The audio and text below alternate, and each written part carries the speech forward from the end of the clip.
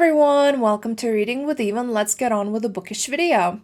The lighting, I know that it's not great and it hasn't been great probably ever. The day is super gloomy and dreary. The ring light, I have it on max power, but it's just all the lights are on as well. It's just, there's only so much I can do. However, my setup is changing in the next coming months. I can't tell you the exact number, but at some point this year, because my fiance and I are moving into our own home. All of it has been kind of like very sudden, but sometimes, things just happen and you have to take them by the hand and let them lead you to where you're meant to be. So everything is still being processed, but as far as this channel goes, once things start really kicking into gear moving-wise, I'm probably going to take a bit of a break if I don't have much pre-filmed. So you might not hear from me from like a few weeks, but then I should hopefully have a nice new setup with potentially better lighting. I'm already thinking like where best to film so that I would be like right in front of a window. So yeah, I have that to look forward to, as do I, but I'm looking forward to actually being able to like potentially sit near my bookshelf so you can like take a nice peek while I'm talking, because I do that with other booktubers all the time, and just in general to have a permanent setup in every way is going to be nice. But now onto the topic of the video.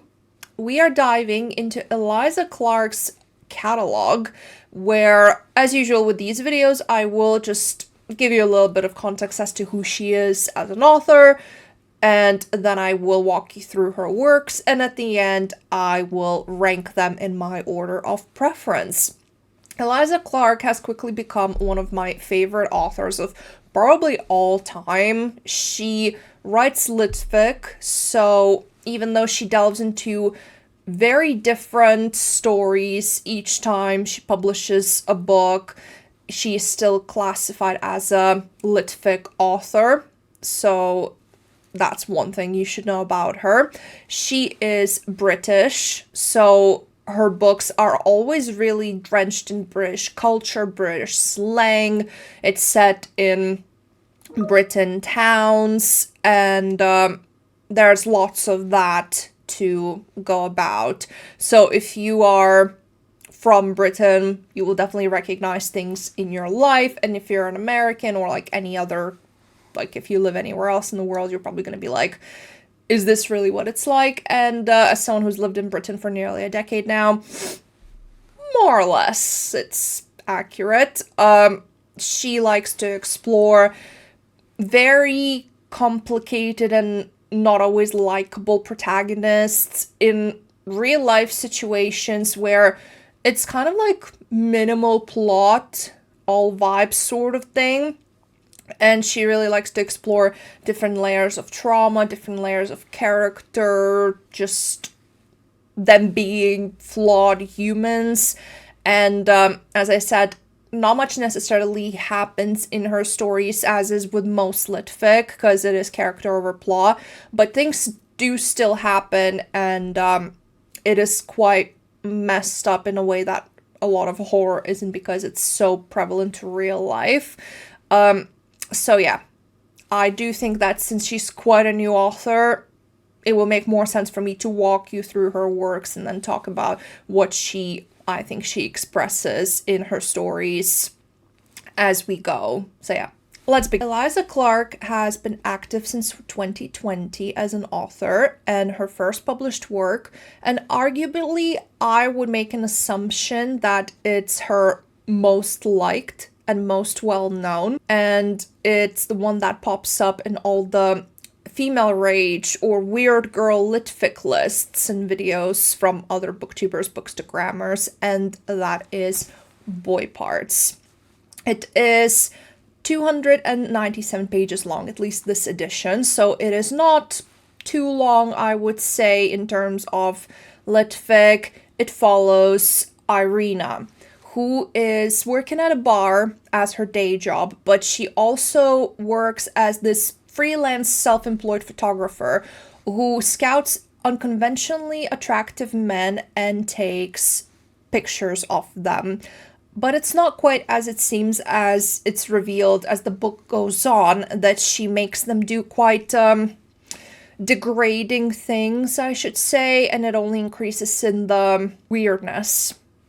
Well, it sounds very broad when I use that term, but this book can get a bit weird, but not in a way that you're not going to understand what's going on. It is still a story very much grounded in reality, but it's kind of like you're reading and thinking like, what am I reading? Like, what is happening here? What is she doing?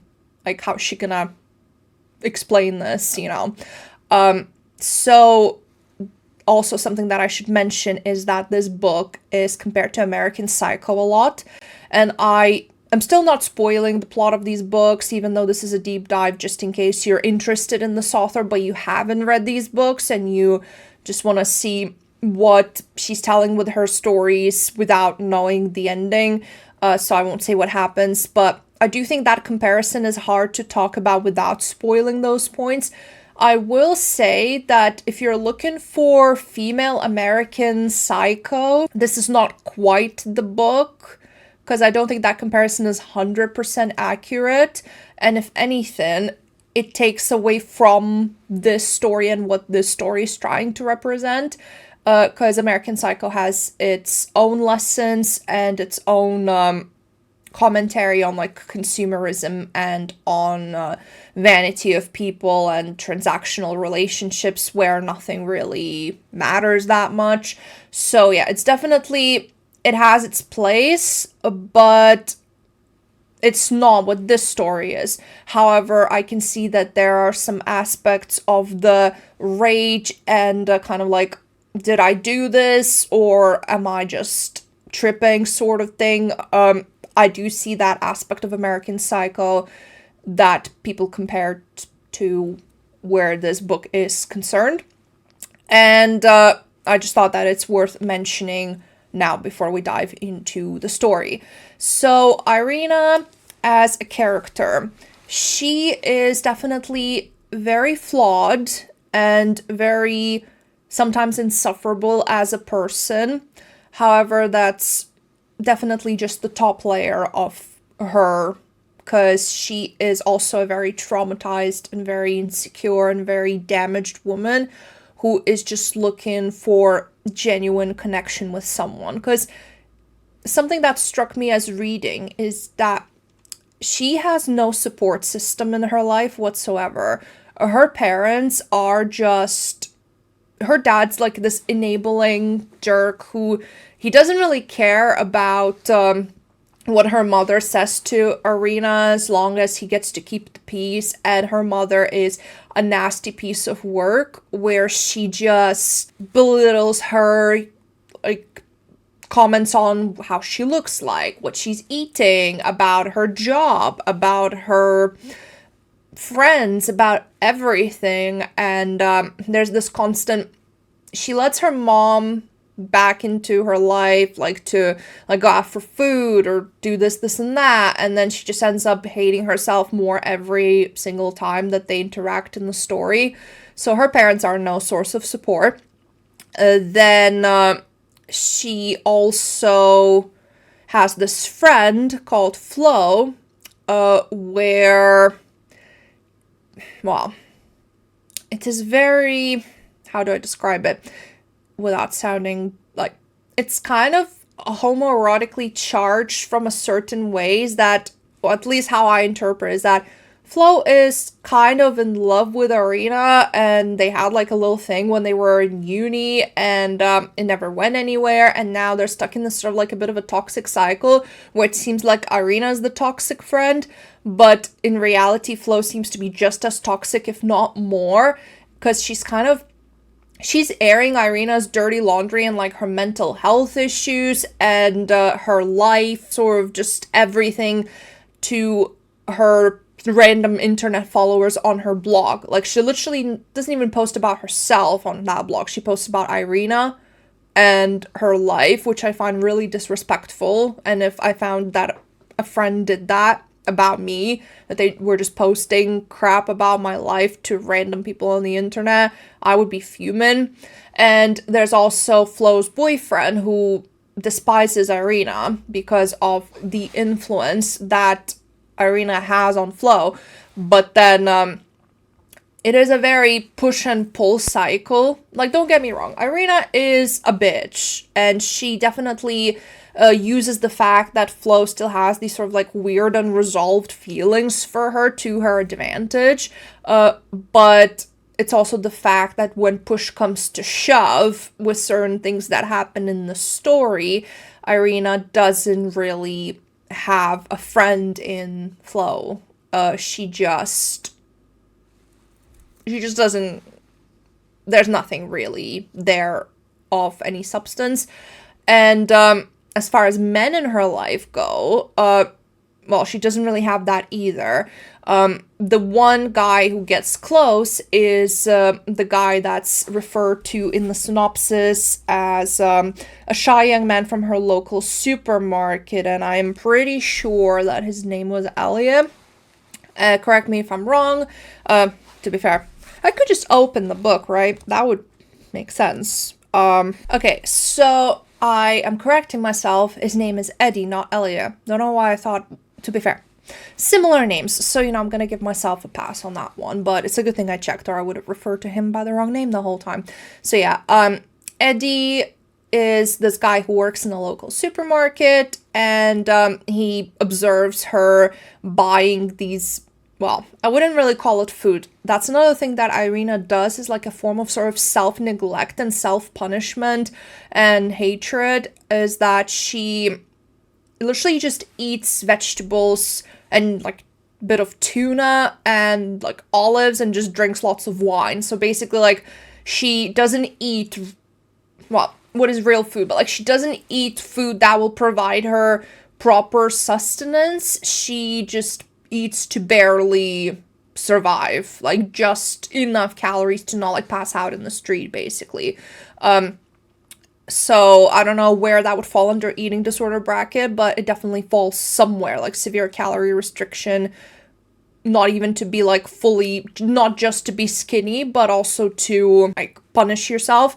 It's definitely on the spectrum, but I'm not a qualified nutritionist and psychologist and all that to give that diagnosis, because it doesn't specify in the book. It's just something that she does, like a pattern of behavior.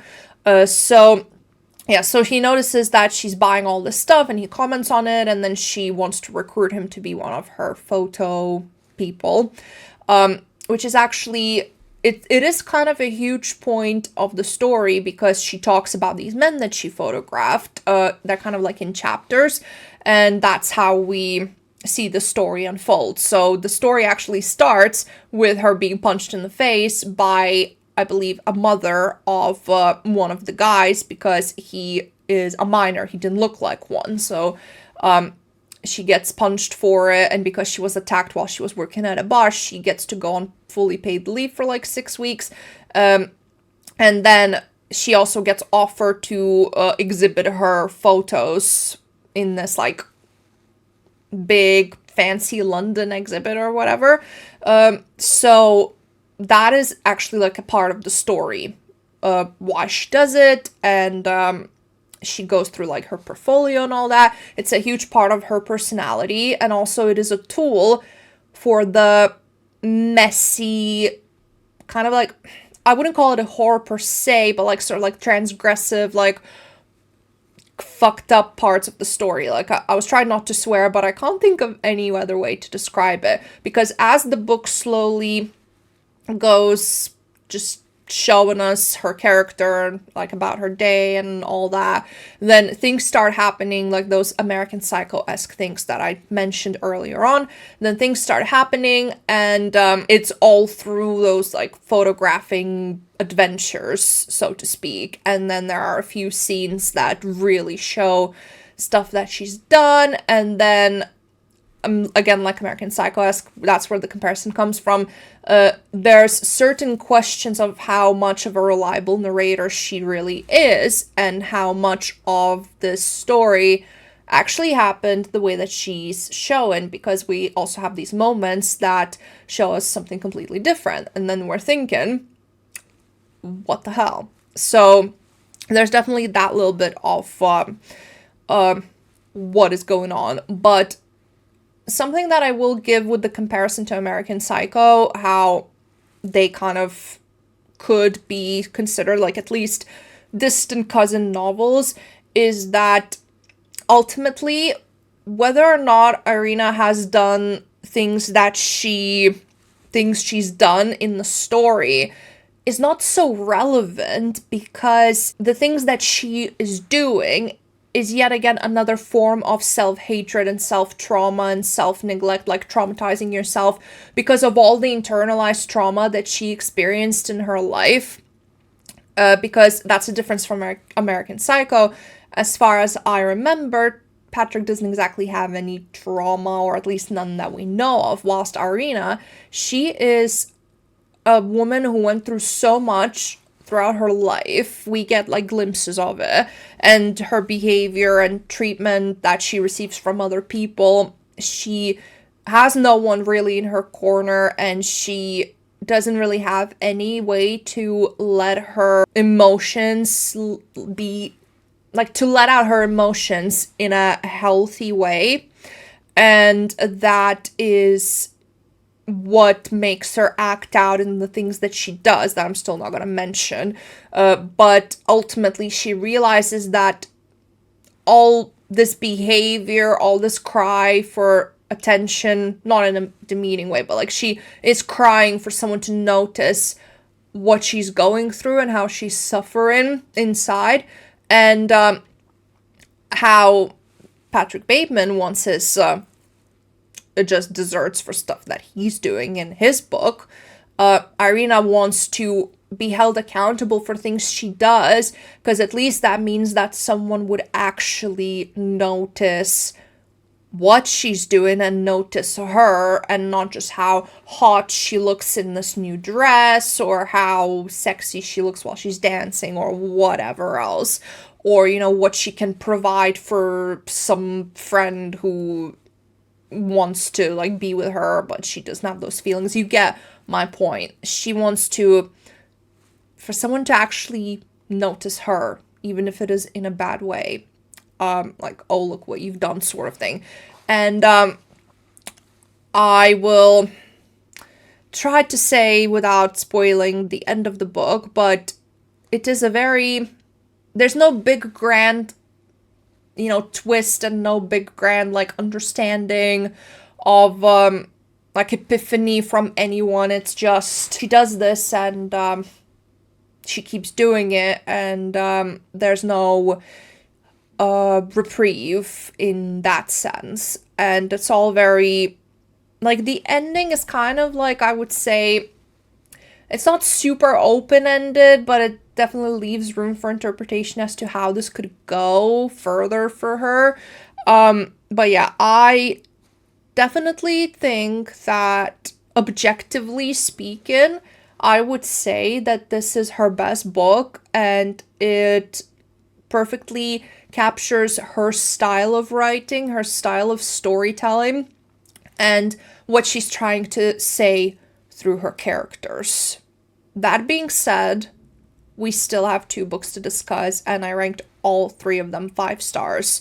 So yeah, I still have a fair bit to say about the other 2. Her second book was published in 2023, and it is very different from Boy Parts. It is a true crime mock-up. So it's not a book representing a true crime per se, like it's not an account of a real life crime with all the names and everything, but it is a journalist making a true crime book by interviewing people, and then we get like a little bit of a reveal in the end. Does that make sense? So basically it's a fictional true crime book, which is quite an interesting concept, but I do think the fact that it's fictional, it kind of like removes some of the like real life ethical questions, but it allows you to explore those questions as you're reading the story. And this book is Penance. I would say that it's definitely a polarizing body of work in her catalog. I know people who absolutely loved it. I know people who absolutely hated it. And I fall in the former camp. So this follows the true crime investigative journalist who is writing this book about a crime where 3 friends burned the 4th one alive. 4 teenage girls, one brutally murdered by her peers. And then we follow as this journalist talks to the family of the victim, the families of the perpetrators, and perpetrators themselves. So this book is lengthwise, it is 429 pages, so it's significantly longer than Boy Parts. It is also structurally, obviously, there's lots of differences here, just from the premise. As you can tell, like, it's very different. I do believe that Eliza Clark has said that she doesn't want to write 2 books that are just the same thing, just with, like, a different name, different character name, whatever. She wants to try something different, and I definitely can respect that. So with the like overall format of this, there's some mixed media, podcast elements, some interview excerpts, and also there's chapters with the like history of certain places in UK where this book takes place. And I know that for a lot of people that made the book drag, and I understand if you're not like a history nerd, you kind of just want to get on with it, like, you know, move along basically. I do think that it added a nice touch to the book, even if some parts I was like, okay, I get the point, we can move on to like whatever is happening next. And as far as the themes of this book go, I do think it is definitely more plot driven than Boy Parts, kind of, because, you know, you're reading, trying to figure out, you know, what exactly did it happen, like the police say that it happened, like the crime, you know, the police account, like, is it accurate? Is this journalist gonna uncover some kind of like grand, you know, secret? Why did they do this? Like, it is more like things are happening slightly more than in Boy Parts, I would say. However, the themes that I think are very prevalent, again, the protagonists, the characters, they are all horrible people. I do think that this book encapsulates teenage aggression really, really well.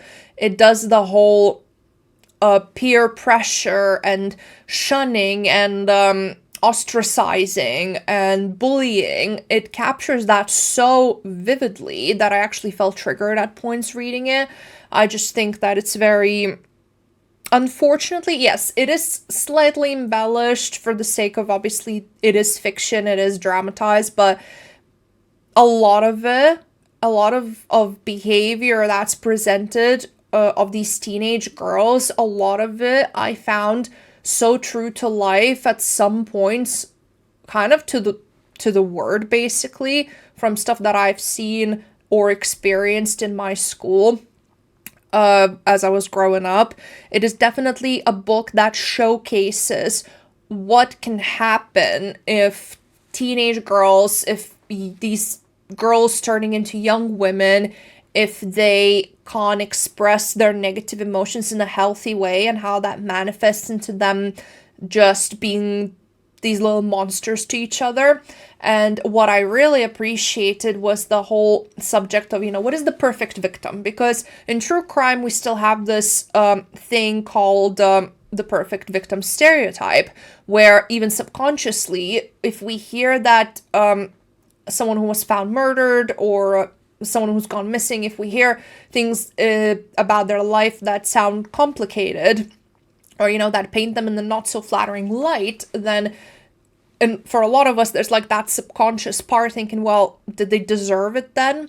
As if only perfect sunshine rainbow people who have never done anything wrong in their lives don't deserve bad things happening to them. Because the victim of this horrible crime, she was shown to be a bit of a shit stirrer, a bit of a bully herself. She ditched a friend, which is actually one of the perpetrators in the past. She knew that she was getting into like a bit of a home wrecking position with this relationship of the other perpetrator and someone else, and she does that anyway. Like, she is not a good person, but she's also still a young person throughout the book, and she's trying to learn and grow and just basically just be a teenager. And does that mean that her being this messy person, does it grant permission for someone to do such a horrible thing to her in the story? Of course not, but it definitely asks these questions. And there were also the other way around as well.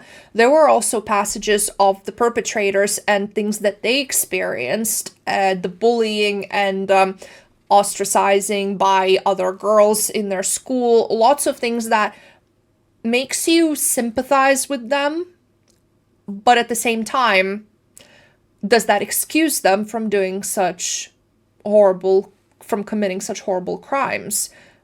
No, it doesn't. It doesn't matter that they're young. It doesn't matter what they experience. No one has the right to do that to another person. That's why we have justice system. That's why we have laws into place to adequately punish people for this sort of, actions. And I thought that was portrayed amazingly. And it's an ambitious thing to try to portray. And I think that Eliza did it really well. And we also have, again, I'm not going to spoil that little, sort of, twist that, well, it's still lit fic, so, it's not like, wow, blah, blah, blah. But there is, a little twist at the end where I was like, I did not expect that. And that comes with the whole, journalism aspect and what comes of it with this whole book, because this is, like I said, the whole story is presented as this book.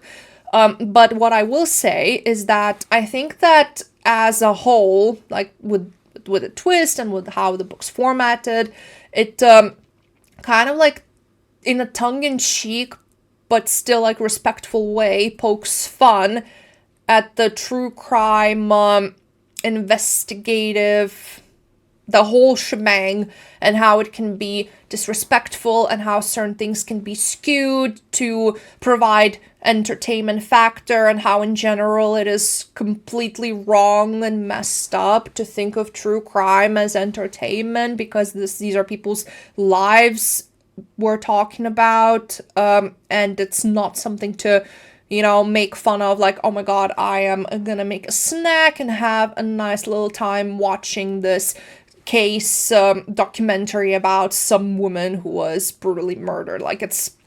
I do think it nicely touches on that, and what true crime should be, in terms of it should be about discovering, solving cases, giving victims justice, giving their families peace. It should be about raising vigilance on a shoddy police work, on unfair patterns that, obviously women are more susceptible to certain things. Why is that? Domestic violence, it doesn't talk about all of that in the book, but there's a lot of things that are wrong with, the justice system, and a lot of things that are wrong with, certain people being in power that they shouldn't, and victims not being believed until it's too late. I mean, the amount of cases where a woman is being stalked by her ex who can't accept the fact that she doesn't want to be with him anymore, and the police are like, well, we can't really do anything until he does something, and then by that time it's too late. So yeah, the story's not about that, but the way that it talks about true crime and commentary that it has to offer, I think that it can apply to true crime as a whole.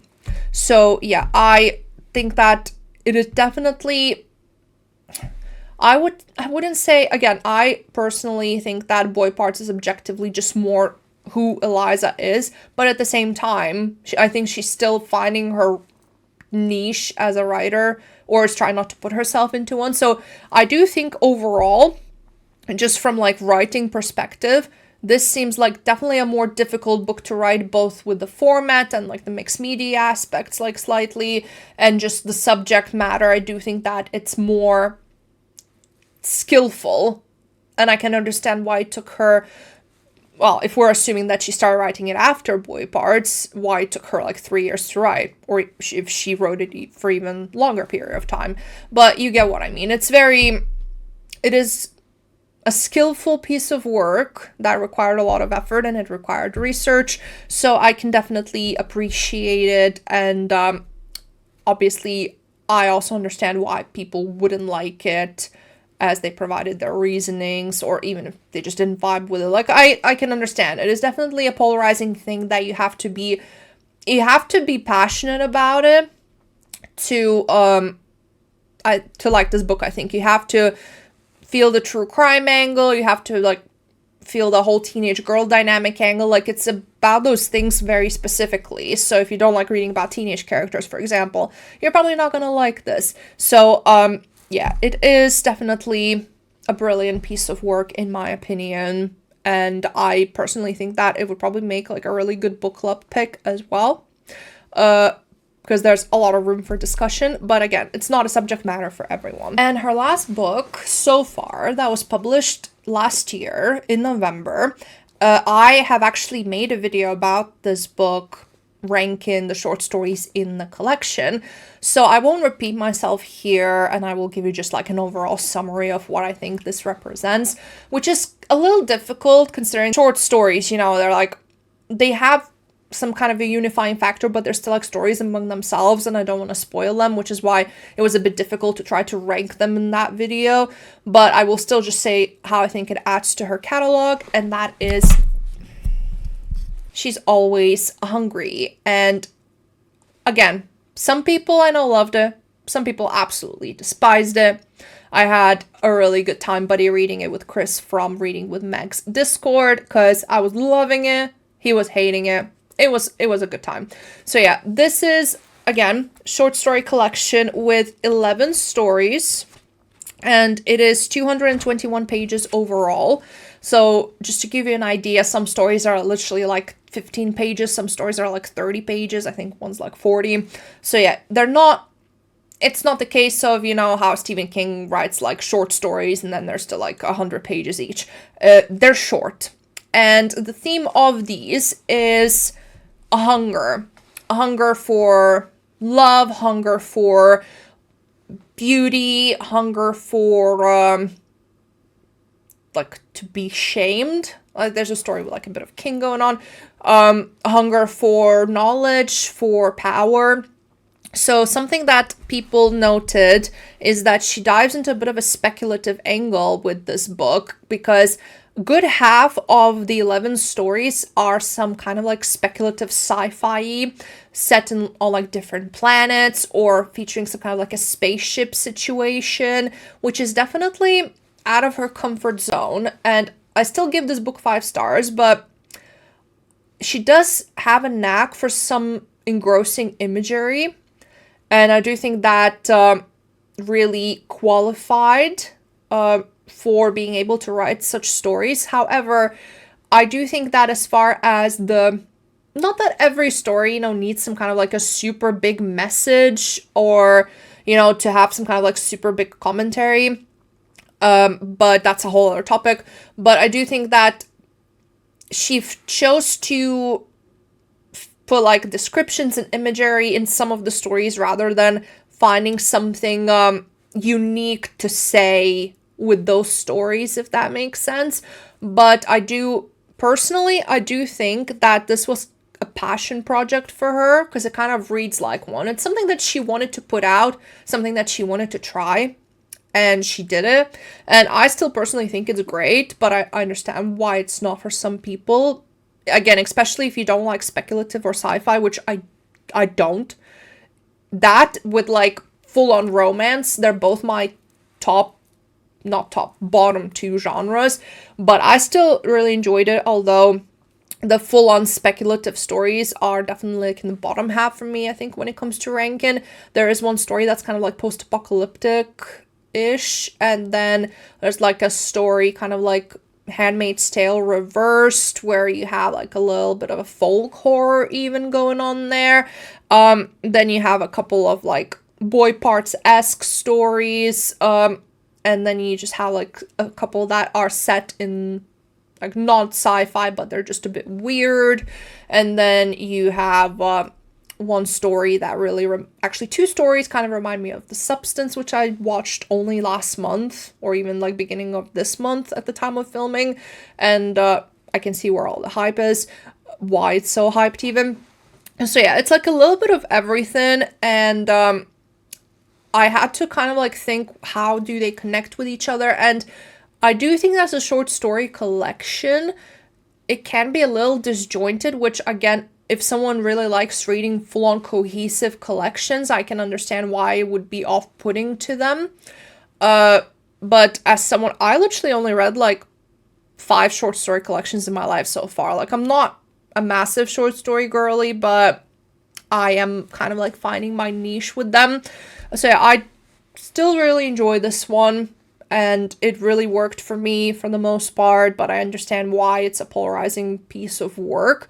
But I am quite interested to see what she does next, because all 3 of her works, they're so different and they're so unique, and she's really she's really holding up her promise to not do, just the same story every time. Like, she's really trying to get out there, and I am only wishing her the best of luck, and I will be lining up to read whatever she releases, because I know that she can do it amazingly. So now on to my ranking. Like I said, as far as star rankings go, all of these books are 5 stars. Like, they were new all-time favorites. I think they were all, at least Boy Parts and Penance, they were in my top 20 of the year for last year, just because I had a lot of really good reads last year. Like, out of like 120 something books, I had like 30 something 5 stars. I think those are really good odds, because I can be picky, but obviously I do have to rank them. So when it comes to my 5-star tiers, She's Always Hungry would be in the last place, not because it is a bad work, still a 5-star for me, but there were a couple stories where I was like, I mean, they didn't drag the ranking down because I loved the others so much, but there were a couple of lulling points for me, and the other 2 books just left a bigger impression. Sometimes it's not the case of something isn't great, but something else is just better or more impactful than that thing. Then in second place, it would be Penance. And then in the first place, it would be Boy Parts. And I'm talking about them together because they are 2 very different books. They talk about certain things that could be tied together. Like, for example, I could see Irina as someone who went through a lot of the stuff that the girls in Penance did. So a lot of that girlhood, womanhood trauma in life, it's really visceral and very real in lots of ways. So I can definitely like see those connections, but just as like story-wise and format-wise and all that, they are very different bodies of work that are hard to compare and rank together, but I personally preferred Boy Parts over Penance by, not by that much to be fair, but I just think that overall it was a tight piece of work with really compelling narrative, and I did enjoy that little bit of like transgressive horror element that was thrown in there. The whole American Psycho thing, like, that really worked for me, and I just liked a lot of things about, well, everything. Like, it was my 4th favorite book of the year, I think. I loved it so much, and it was just amazing in so many ways, and I do think it deserves all the praise that it's getting, and I love Irina. As Reading with Meg says, I would travel the world with her, as in at least she'd be fun. Like, I mean, I would love to, actually be her support network, but she would also be a blast. I would definitely not do the drugs or anything, but just for a night out, she would be great. But yeah, I also want to give her a big hug. So I just do think that, like, for a visceral feeling, it just invoked more of that in me, because Penance, I just found a little triggering with the whole like teenage aggression, because it's something that I experienced, not nearly to an extent of Penance, but you get my point.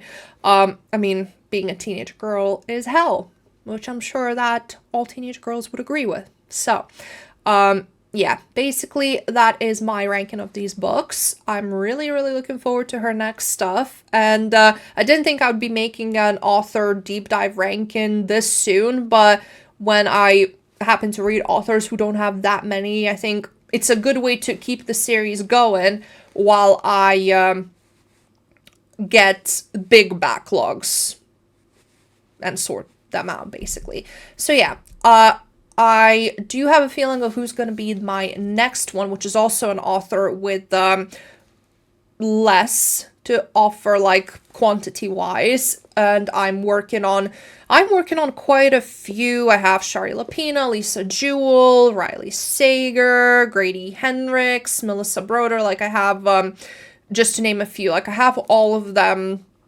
going, but some of their backlogs are like 10 plus books, and I don't want to read them too closely together. Otherwise, my perception will be skewed, because I tried reading 2 books by someone together and it did not work. It worked with Eliza though, which is a good sign. But yeah.